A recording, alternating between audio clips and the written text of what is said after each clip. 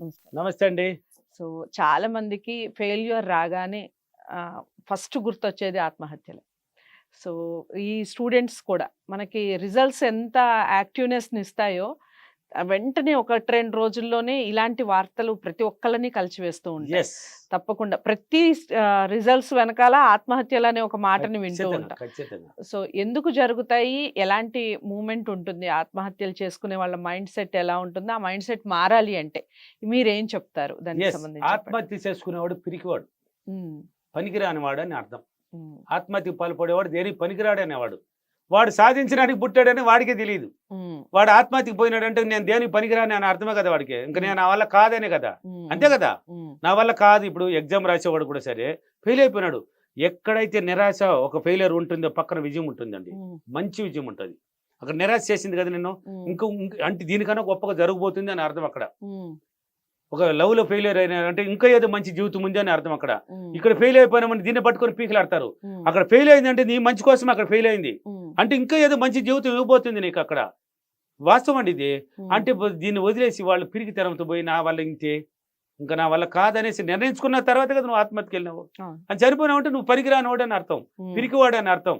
దేనికి పుట్టింది వేస్ట్, నువ్వు సావడం కూడా వేస్టే, చచ్చిపోయినా కూడా వేస్ట్ అని అర్థం. ఉమ్, దేనికి పనికిరావని అర్థం. ఉమ్, పుట్టింది దానికోసం కాదు, మనం సాధించడానికి పుట్టాం కదా. ఉమ్, ఎక్కడైతే ఫెయిల్యూర్ కనిపించిందో అక్కడ గన మేల్కోగలిగితే, ఫెయిల్యూర్ కనిపించింది కదా అక్కడ గన ఒక్కసారి నిన్ను నువ్వు గుర్తు చేసుకో. ఒక్కసారి నిన్ను నువ్వు దేనికి పుట్టాను, ఏంది ఇది, దీని పరిస్థితి ఏంది అన్నవారు కనుక గుర్తు చేసుకొని మేల్కొన్నావంటే పక్కన నీకు బ్రహ్మాండమైన విజయం ఉంది. right. అద్భుతం దగ్గరలో ఉంది అనమాట. అది అక్కడే టెస్టింగ్ అనమాట. అది ఉమ్, అక్కడ కనుక ఫెయిలియర్ అయినావంటే నువ్వు దేనికి పనికిరావు, ఫెయిల్ అయిపోతావు. ఉమ్, ఉమ్, ఫెయిల్ అయిపోయి ఎగ్జామ్లో ఫెయిల్ అయినా కూడా పర్లేదు, ఏం పర్లేదు. ఈసారి ఫెయిల్ అయినా ఇంకా టాప్ రాబోతున్నావు అని ఉమ్, చూడు. 4 సార్లు రాసిన వాళ్ళు కూడా ఐఏఎస్ ఫెయిల్ అయిన వాళ్ళు ఒకసారి ఐ టాపర్లో వెళ్ళిపోయినారు. అవును. 4 సార్లు రాసి దేనికి పనికి రాకుండా పోయిన వాళ్ళు కూడా 4వసారి 5వసారి రాసి ఐ ర్యాంక్లో వెళ్ళిపోయినారు. అంటే ఇది కాదు నీ రిజల్ట్ ఇంకా బలంగా ఇస్తానని టెస్టింగ్లో పెట్టింది, ఐ ర్యాంకులో తీసుకుని వెళ్ళింది. చూడొచ్చు ఎన్నో ఉన్నాయి అలా. ఉమ్, కాబట్టి అక్కడ దానికి కారణం వాళ్ళ యొక్క పిరిగితనం, ఉమ్, ఆ భయం, ఆ దిశ.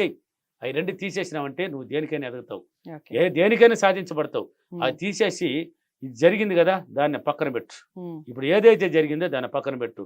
ఇంకేం జరగాలి, ఎలా ఉంటే నీకు కరెక్ట్గా ఉంటుంది, ఎలా కావాలి కదా నీకు, ఏది కావాలి. ఇప్పుడు మ్యారేజ్ కావాలన్నా, నీకు ఏది కావాలన్నా, ఆస్తి తగరాదులా, లేక పిల్లల చదువులా, ఎగ్జామా, లేక ఉద్యోగమా, ఏదైనా. ఏదైనా ఉన్నాయి. ఉమ్, ఏది ఎలా ఉంటే నీకు బాగుంటుందో దాని మీద ఫోకస్ పెట్టుకోవాలి. ఉమ్, దాన్ని పట్టాలి నీ మైండ్లోకి.